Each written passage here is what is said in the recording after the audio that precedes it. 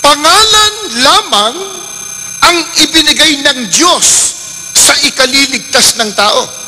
Alin po ang pangalang ibinigay ng Diyos? Pangalang Kristo. Paano po kung itawag ang pangalang Kristo sa iglesia na itinatag ni Kristo? Binasa na po kanina yung Roma 16:16, Iglesia ni Kristo. Kaya maging ang ating Panginoong Kristo nagturo na yung iglesia niya, iglesia ni Kristo, sila po ay kanino?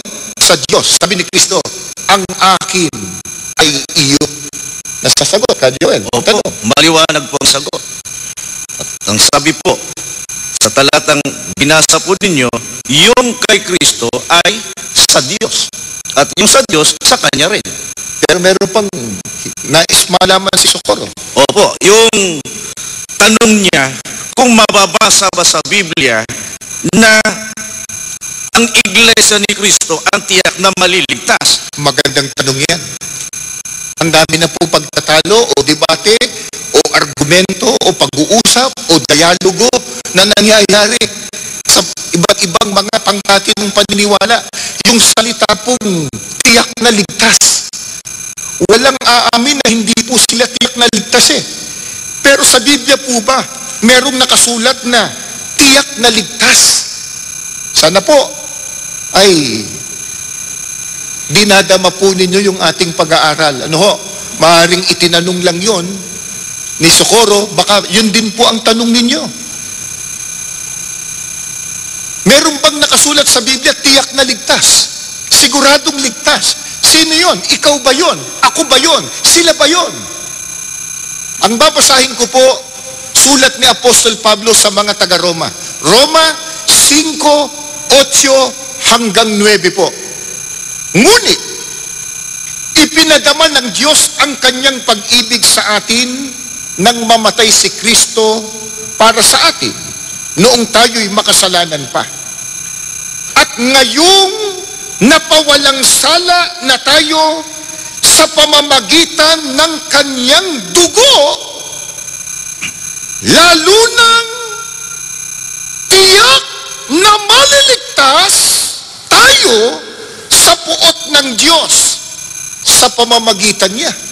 Letra por letra po, binasa natin yung salitang tiyak na maliligtas. Pero sino daw po ang tiyak na maliligtas? Si Apostol Pablo po may sabi, yung mga taong napawalang sala sapagkat natubos ng dugo ni Kristo. Nagkasala. Bakit ba hindi? Lahat ng tao nagkasala, maliban kay Kristo. Pero ito po, napawalang sala sila. Eh bakit? Natubos ng dugo ni Kristo. Kaya kapatid na Joel at kay Socorro Melchor ng UP Diliman, hahanapin mo lang kung saan nakasulat sa Biblia. Sino ang natubos ng dugo ni Kristo? Malalaman mo na. Yun ang tiyak na ligtas. Dapat talaga na ipaliwanag natin sa kanila ngayon, kapatid na Arnel, kung sino-sino po yung mga taong tinubos ng dugo ng ating Panginoong Hesukristo, sapagkat sila din naniniwala na sila'y natubos din ng dugo ni Kristo kahit sila ay napaanib sa iba't ibang relihiyon o pangkati ng iglesia. Ang magpapasya nun at magpapaliwanag, Biblia, kapatid na Joel. Babasahin po namin Aklat ng mga Gawa ng mga Apostol, 20, talatang 28 po. Pakinggan ninyo.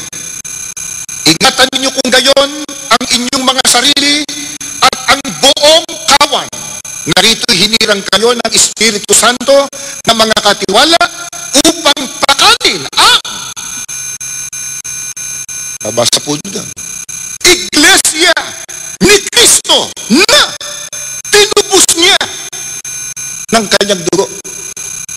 Hindi po kami may sabi po noon, mga mahal po naming mga magulang, kaibigan at mga panauhin. Binasa lang po natin ang katotohanan ng nakasulat po sa Biblia. Ang sabi po sa Biblia, ang tinubos ng dugo ng ating Panginoong Kristo ay yung kanyang iglesia, iglesia ni Kristo. Kaya kung babalikan po natin yung tanong, ni Socorro Melchor ng UP Diliman, yung daw bang iglesia, totoong maliligtas? Opo, sapagkat nakasulat sa Biblia, ang sigurado at tiyak na ligtas, yung tinubos ng dugo ni Kristo. Ang tinubos ng dugo ni Kristo, nasa Biblia din po, iglesia ni Kristo. Kaya kung ang tao po, naghahangad ng kaligtasan pagdating ng paghukom, meron pong anyaya sa Kanya, ang tagapagligtas, ang ating Panginoong Hesukristo.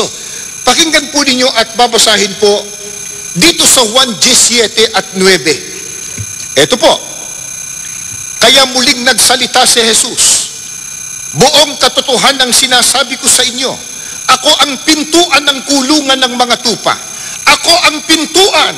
Sino man na pumasok sa loob ng kawan sa pamamagitan ko ay magiging ligtas. Siguro po, wala nang pagtatalo kung ang sasagot ay ang ating Panginoong Sukristo. Kung ang tanong mo, paano ba ako maliligtas? Sinagot ng Panginoong Sukristo. Ang sabi niya, buong katotohanan ang sinasabi ko sa inyo, ako ang pintuan. Sino man na pumasok sa loob ng kawan, sa pamamagitan ko, magiging ligtas. Yung kawan po, binasa na kanina yung Gawa 20:28. Ang kawan ay ang iglesia ni Kristo na tinubos ni Kristo ng kanyang mahalagang dugo. Kaya nasasagot po ang tanong na ipinadala ni Socorro Melchor ng UP Diliman, Quezon City. Totoo daw po ba, mababasa ba sa Biblia na ang iglesia ang totoong sa Diyos at maliligtas? Binasa po natin sa Biblia. At para makasama tayo doon, si Kristo po ang nag-iimbita, nag-aanyaya, nag-uuto sa lahat ng gustong maligtas. Pumasok tayo nakabilang sa kanyang kawan. Ang kawan po ay ang iglesia ni Kristo. Pero bago tayo pumalaot sa susunod na tanong, kapatid na Joel, meron lang po kaming nais na ipapansin pa.